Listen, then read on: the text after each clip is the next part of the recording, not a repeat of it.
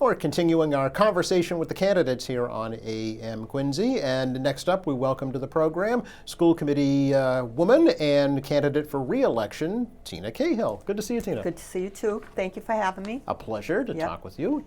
Here we are 4 years into your first term on the school committee. Can you believe it? No, I can't believe it. And I think I say to people, 4 years, 4 years have gone by, which I'm not happy that 4 years have gone by, but for me.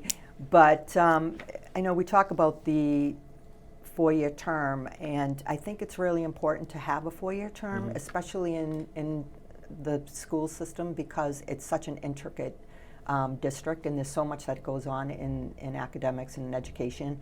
And it's fluid, and it's all the time. There's always changes, and there's things that happen in policy and academics and state mandates and things like that. And for me, coming from a background as first as a parent, when you're on the parent side of things, you have a different experience with the school system than you would if you were on the school committee side. I do have a background in education. I have a bachelor's in elementary ed and special ed. And then I have my master's in higher ed administration. So even on the administration side, it's a little bit different. So it's like there's 3 or 4 different prongs of what happens in a school system. And going in, you think you have a good understanding of, well, I did, of how things work. But it takes time to learn, learn what our policies are, to learn who the people that are doing the work in our system. We obviously we know our faculty are is where the rubber meets the road, and they're the ones that do the work for us every day. But the administration and the facilities, and there's the sports and the after-school activities. There's just so many different things that happen that it takes time to really get a handle on all of the workings of the school. So if we had to be on a 2-year cycle, it would be really difficult to be able to gain that experience and foundation. And then, let's say you ran for re-election and you didn't get back in, you had 2 years of experience that, have gone by the wayside. Whereas this gives, I feel like for me, a really good foundation in what's happening, and be able to kind of contribute and be able to collaborate with people and understand what's going on in the system. Yeah, which leads me to ask, why are you running for re-election? Well, I am running for re-election because, again, from my experience as a parent and as someone who's worked in education for almost 30 years in my adult life in different capacities, I love it, and I love seeing what our students are doing. And I go home sometimes and I tell my husband that these kids are coming out of our school system with an education that is even more than what I probably got as an undergrad back in the day when I was going to school. We have, the arts and the sciences and the vocational. We have kids that we're helping who maybe need some extra support in their academics. And I think that we really do a great job, and I really want to be there, and I love seeing the kids when they come in front of us and see the work that they're doing and the work that we're doing to give them what they need, to be able to move forward in whatever direction they want to go in. Yeah. What are some examples of successes over the past 4 years on the school committee, would you say? I think that since I've been there, we've done a few things that I feel like are important. One of the initiatives was when I first came in. We have Laura Owens, who's the executive assistant to Kevin Mulvey, the superintendent, and she's amazing. She wears about 25 different hats. And one of the things she was doing was overseeing the websites for the schools and, sending out information and kind of being a little bit of overseeing of the media side of things. And I was like, how are you doing that? That's a full-time job in itself. Right. So I suggested that we take a look at if we could create a position as a media specialist or a media director. And we now have a woman who runs our websites and our social media. And, to be able, every school has their own website, and, we have our QPS website. And it's a lot of work to update that on a continuous basis. There are 17 schools, right, 17 in the system? schools, and even just the main system. If anyone, if we know people who run their own business or are involved on the business side of things, when you have a website and you have any kind of communication vehicle, you have to keep it updated. Yep. And it's a lot of work, especially if you're making changes. And that's one of the things about the school system that's really interesting, is that it's fluid. It's not like, okay, every year is the same. You know, we have different policy changes. We have demands from the state or the federal government that we have to implement, changes that come across, and we have to look at it and decide, you know, are these things, and how are we going to implement what they want us to do, you know. Financial situations, and that's another piece of the the puzzle. And what I like to try to say to my constituents is that my job, our job on the school committee, is basically to be a representative for all of our constituents in the city. And it's just, you know, it's students obviously first, and their families, the faculty, which again, you know, where the rubber hits the road, and they do the work every day, and the staff and the administration. Because when we support, especially our faculty and administration side of things, that trickles down and it allows our students to have the best of what they need, right? So we're there to oversee and approve, or, you know, some financial allocations or facility changes and things like that. So that's really important from our side of the thing. So what I like to say is, we also need to understand that we're representing those people, but we're also representing the taxpayers in Quincy, right? Because we as taxpayers are the ones who provide the financial resources. It's probably for a our third of the schools. city budget, right, for education. I think it's like it's fire, police, and education. Yeah. I mean, the mayor and the city council, they make the appropriation, which they have been amazing, because I think everyone who lives in the city and who's in an elected office understands the value of our school system. Because, you know, and it sounds so cliche, but when we have a vibrant school system, we have a vibrant city, you know, and a community in the whole, you know, when we're able to give kids what they need to be able to go out in the world, either in the vocational side, the military, higher education, you know, and it gives them the tools they need to be able to do that. So we need to remember that we're representing everyone, not just one sector. You know, sometimes we have people who are like, I'm going to represent. No, it's a full picture. And as a school committee member, we need to be able to be accessible and pick up the phone when someone calls and just pay attention. And sometimes we can help, sometimes we can't, you know, but you need to listen and be able to see if there's ways to help people if they have like an issue that would affect their child in some way. Okay. You know, Okay. so. Any other areas that you're proud of? We've done a lot of work with, so we had the media and the communication piece, which is really important. We were ahead of the curve in the cell phone ban. We brought that to the table. I really pushed for it too, because I felt like phones are really a distraction. They're a distraction for me. You know, if I have my phone next to me on the table, I'm always looking at it. And if I really need to do a project, I make sure I put the phone away somewhere where I can't access it. And I think on the academic side, it was a distraction that took away from kids learning in the classroom. So as a body, we voted to ban cell phones during class time. Right. The students could bring their phone to lunch, or, you know, once they're outside of classroom work, they could have their phone, access to their phone, which I think is a good balance, right, for all of us. Again, if I put my phone away, 2 hours later, I go and check and see what's happening.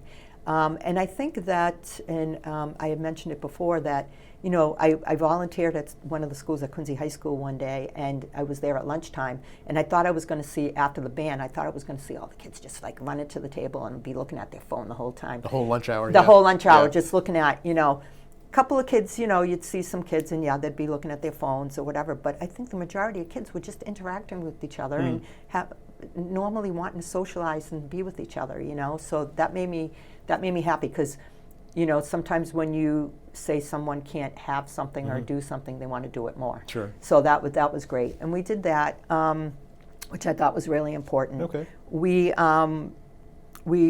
when I was there, my first year or two, we saw that there was some lag in math scores between the 5th and 6th grade. So we have specialists for reading, and we have some other support systems for the kids who are struggling in different areas, but we didn't have math specialists. So I asked if we could have a pilot program of a couple of math specialists who rotated around the city and helped kids who they thought maybe were struggling and needed some extra support. It ended up being really successful, and the schools really thought it was an impactful addition to the system. So we ended up expanding that, and that's been really helpful. And I think that was a great addition to helping students who, again, maybe needed some extra support in their math. Sure. So that was an important thing that we did. The other piece that I think is really important in light of all the things that we see in the world today is security. And we pushed for, I don't want to say I, but as a group, we pushed for a security audit, which was completed, and obviously it's something we talk about in executive session and on the side, And so we had an assessment done, and we see some places where we could be doing better. Okay. So this summer, I communicated with the superintendent, because there's a grant that's available, like a $500,000 grant, that if we get it, we can prioritize some things in the security assessment, and hopefully if we get the grant, we can hit some of those things, very good. which I think is really important, because I think again, we do a great job. Our police department is very responsive and reactive, so they've been great. But if we can make improvements, it's always important to be able to do that. Sure. So that's something that I think is an important move for us. Okay. We talk about a little bit now at the end of last year, the artificial intelligence, AI, and the AI is a cloud of information that students can go to be able to pull information to do some of their work or whatever. And we had Emily Lebo asked Mike Marani, who heads the academic side of the house, to give us an understanding of what AI really is, and how it's maybe going to be used in education, which is what he did. I asked for us to create a policy that would describe how educators and students are allowed to use the platform in their work. Okay, so actually put it in writing as a So put policy. it in writing as a policy, so that we're all on the same page. Okay. You could have Joe Catalano goes to Central Middle School, and your sister goes to Atlantic for some reason, and you have two different teachers. Your teacher has one criteria, that teacher has another, and then they come home and, maybe your sister didn't get a great grade because she used AI, but you got an A. So I think it's important, and any policy that we create, I always ask everyone, please, we need a policy that we can share district-wide. Okay. So that everyone on every level is on the same playing field. Okay. And we don't have any issues or any, discrepancies where people can be like, well, that's not fair. No exceptions. No basically. exceptions, Okay. Because I think it's important. And I think it's a tool that we really can use, and we need to understand how to use it.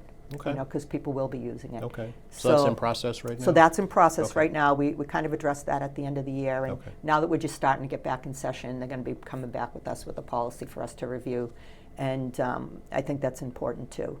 And we have some great things going on that I think is that really will make a difference for us. Right now, we're dealing a little bit with, and I love this idea, is Lincoln Hancock is really busting at the seams. They have a lot of, the school system is the school building itself is really using up all its space. So we have a plan where the Della Chiesa Early Childhood Center, so we moved classrooms over to the Richard de Cristofaro Learning Center.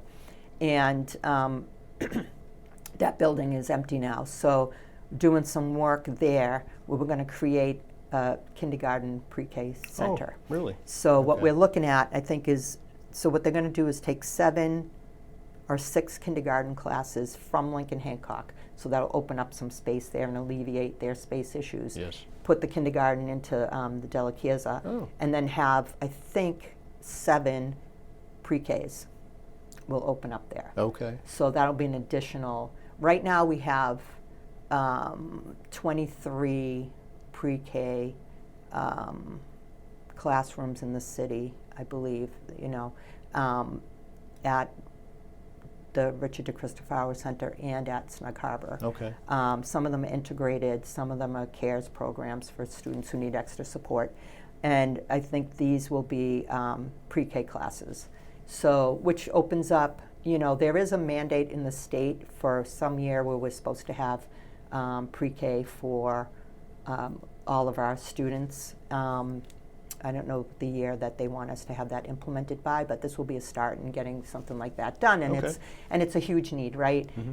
Parents who are working and kids who are going, everyone goes to preschool now, so it'll be an opportunity for people in the city for that to happen. So I think that's an amazing addition to what's happening in the okay. system. The mayor's talked about creating a new elementary school at the old St. Mary's Yes. School. Do you think that's Yeah. needed there? I think we're looking at it. They're doing a study. I think it's something that before I came, they felt like it was an initiative or a building that they needed to do Right. because there is all this, Lincoln Hancock is one of the examples, right, where they can maybe redistrict and add some space to alleviate some of these problems. Right. I think that we're doing a study looking at the building, how to build a building there that would make sense. And but I think we always have to be a little bit cautious in the respect of we don't know how the demographics switch. So by the time this school is built, people talk about redistricting now. And I'm like, well, we don't know where we're going to be in 4 years or whatever, and what the demographics are going to be, and where we're going to need to open up space or redistrict. So we Right. need to wait. I think we always have to take a step and just pay attention and see what happens there. And more schools, why not? If it's going to be something that will keep our class sizes down, which I think right now we have 85% of our, or more, a little bit more than 85% of our schools, the classrooms are 24 students or less. Okay. Which is great. Okay. And so if that happens, but that's the thing is we have to do that, and then we have to apply with the MSBA with the school system and with the mayor and the school system. We've done a lot. Right now we're doing the Squantum School, and the MSBA has been a great partner in allowing us to be able to do this work, and so I think with this project it's maybe 55-60% reimbursement. Yes, yeah. So that is a huge piece of the puzzle to be able to keep our schools. New schools, I think 5 new schools recently. This summer, all kinds of infrastructure work, roofs, windows, heating systems, all summer long. So, the city does an amazing job at our facilities, the academics, the support that the kids get. I can't say it enough. I think we're one of the best school systems in the district. Okay. And we're a big district. So there's 10 big cities that they call big systems. We're one of the 10. What, 10,000 students, right? Yeah, we have about 10,000 Yeah. students. And of all of those, the 10 bigger districts, we're second to Newton in graduation rate, and second to Newton, we have a 1.7% dropout rate. So we're right there at the top with all these schools. And I think we're maybe second in teacher retention in the state. So, we're doing some things right. And we have kids going to great schools and great military schools, and joining the military in different levels, and going off to the vocational side. The vocational side is amazing. Yeah, I wanted to ask you about the new state lottery system for the vocational side. How do you feel about that, too? I'll be honest with Yeah. you. I think my colleague, Emily Lebo, has a really great handle on how the lottery system works. She's not a big fan of it, so Right. I defer to her because Okay. she used to oversee the vocational Right. school. And she's not a fan because there's different things in there that, for an example, and this is just from memory and I can't be totally accurate, but there's something about your math skills or your reading skills, for an example. And, and the conversation is you have to be good at math, let's just say, or you have to, or there's an attendance, we have an attendance requirement.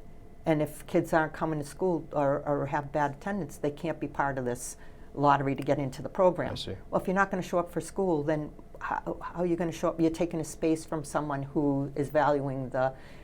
But this is just off the top of my head. Sure. And Yeah. From what I'm hearing from her and the conversations we're having, they don't think it's really a good process based on how we do it. And one of the things I know that we do have to do right now, based on state mandate, is we have to. I think we might even be talking about it tonight at our meeting. We have to give the middle school students an understanding of the vocational schools before they come, and so that they can make decisions before they come to the high school. Okay. And also let them know that there's availability for them to go if they have interest to the Norfolk Aggie school. Okay. So there's something that we're talking about now, communications with the middle school students, to give them an opportunity to kind of assess if it's a direction they want to go in. Okay. Okay. Yeah, so that's great. Also, speaking of state mandates, I wanted to ask you about the elimination of the MCAS as a graduation requirement, and how Yep. how you think the Quincy schools are responding to that. Yeah, we ended up last year. The assistant superintendent Erin Perkins and her team brought to us a policy on how they were going to address the MCAS scores, and we do something called MAP assessments that go on all throughout the school year, and they assess the kids, at different points during the school year to see how they're doing with their academics, different subject matters, and things like that. And I like that because I feel like it's real time. Kids in the classroom, you're really seeing their progression, you're seeing the growth, or you're seeing where someone struggles, and it's real time. And you can then use that information for individual student or for subject matter on the whole to be able to see, okay, we need to make some adjustments here so that we're doing a better job. The MCAS are good. What the MCAS are good. Some of the things that I don't like about general assessments across the board, let's say statewide or national or whatever, we're all different, We can't. I don't even like to compare, let's say, North Quincy High School to Quincy High School, because we have two different groups of students. They're all different. If they were the same students, doubled up in each school, yes, then we can assess and say, hey, they're doing things better. They need to do things better, But we don't have that. We have different population of students, different skill sets, different, and demographics and everything. So you can't compare. And I feel like it's the same way when you're trying to make a broad assessment across the board, So I really like the MAP, and our district has put together a policy to really make sure that we're assessing students and making sure that they're ready to graduate. Sure. Yeah. Sure. If reelected, Tina, for another 4-year term, do you have goals that you'd like to achieve? Near and long term? Yeah, I think for the school system right now, I love the pre-K piece, looking at that and making sure that comes to fruition, and supporting that initiative. I really want to see us do a little more work on the security side of things, and making sure that we're really taking a look at that, and making sure the kids are safe. And really, it's an issue of continuing to pay attention while we're there, and see what the needs are as they come up in front of us, and how we can address them. And I like to, I don't do a lot of conversation publicly. I like to work with my colleagues and work with the administration when I think there's something, and then have a conversation and say, this is what I'm seeing, what do you think? Is it something that is a reality? Is it something that we can address? Is it, and I think it's important to be able to collaborate with all of the stakeholders in our school system, parents included. There's some issues that come up, and I'll go to parents directly and say, we're hearing some rumblings about XYZ, how do you feel about that? And get a broader perspective, and not just people who maybe make a lot of noise, and go to other people and listen to what they have to say. And I think that's important at a whole, with all of our constituency, again, going back to taxpayers or to students or to parents, you know, you can't just listen to one side. You have to listen to everyone before you can make a real decision on how things work. Sure. You know. Okay. So I think it's mostly just being available to people, communicating, and you know, trying to make common sense, fiscal responsible decisions that we need to make, and academic, making sure that our kids continue to have what they need, so that we, Quincy Public Schools, can continue to be one of the best in the district. Sure. Yeah. Going forward in the campaign, what's kind of the game plan? Well, October's here, Yeah, so the month just of about, October yeah. is just going to be, you know, boots on the ground and get out there and sign holding, meeting people, you know, communicating with people, and just getting out there and trying to, you know, talk to people about I'm lifelong, born and raised, love the city, love our schools, and I want to continue to make sure that we are, you know, who we should be, who we are now, and continue to be that way. And in a big picture, just the whole city itself. And when I said before, it's being cliche, you know, a strong school system is a strong city, and that is our community. You know, I really am involved because I love the city. It's my city, you know, and you know, hopefully I'll get out there and let people understand that, and the voters will decide on November 4th, right? So it's all we can do. Appreciate the opportunity to talk to you. Thank you. Thank you for having You're me. very welcome. Thank you. And thanks for watching us here at AM Quincy. I'm Joe Catalano, and we'll see you next time.